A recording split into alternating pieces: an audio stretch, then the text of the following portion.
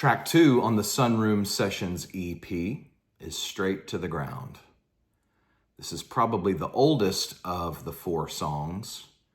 I started this one back in probably spring of 2019.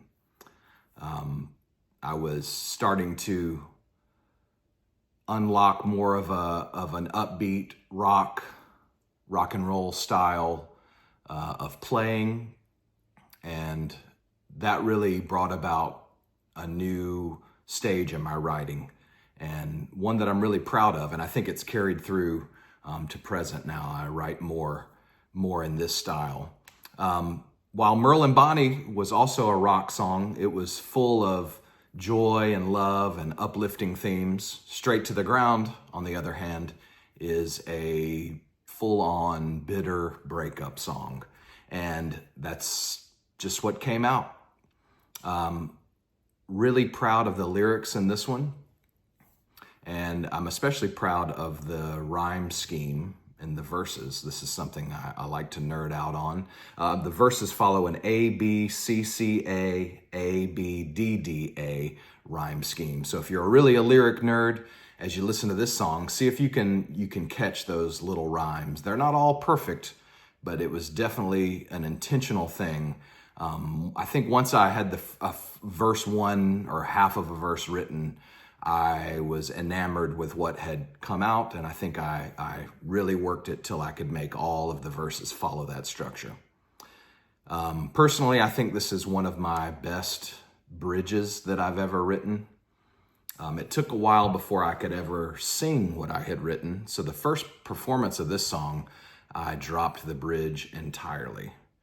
But once Hope and I got hooked up with Harold Green, we worked this song, practiced it a bunch, and finally really connected with the bridge, and we brought it to life. My favorite part on this one is definitely the bridge, and so I wanted to highlight that.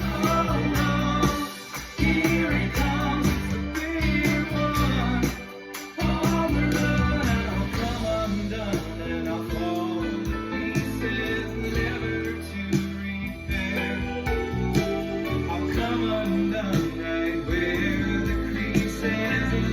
Check out the ooze.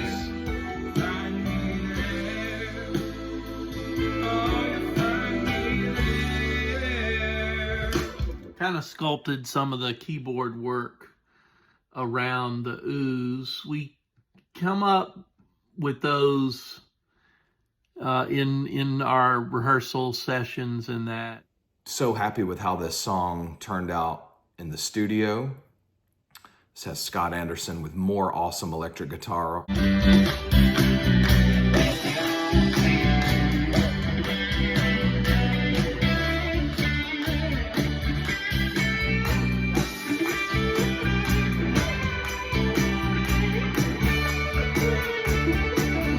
Guitar work. Scott's playing a Gibson Les Paul, I think, and I'm not sure what amp he's running out of, but he's up in Illinois, and he would send me the parts. Harold is on there with some great guitar nuggets. Kind of a party guitar vibe. The green guitar is my Gatto, and I love that guitar. It's semi-hollow. It's got Lindy Fralin pickups in it. And I have a kind of a, I think of it as kind of a secret weapon, because I always try to play Fender Strats, and a lot of them just very unwieldy and had a handle. But I tried out, somebody had an Epiphone Stratocaster, and it just played like butter. And has got that Strat signature sound. And so I bought it, I think for like $150 or something. But it just really does the trick on songs like this. So we got Wayne Vire on the drums again. Wayne is down in Atlanta.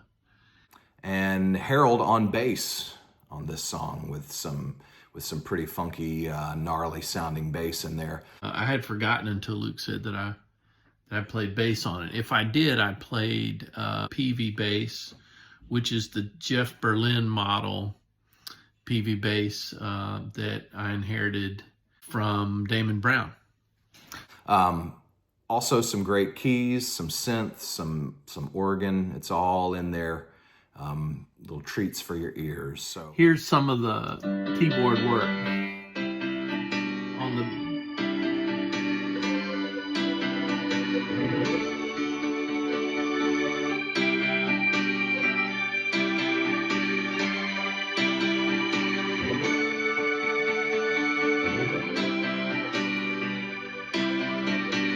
So some straight piano and organ stuff.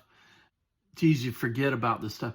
I used 2 different Hammond B3 samples, Logic, and I pan them hard left and right. I put the piano just a little bit to the left.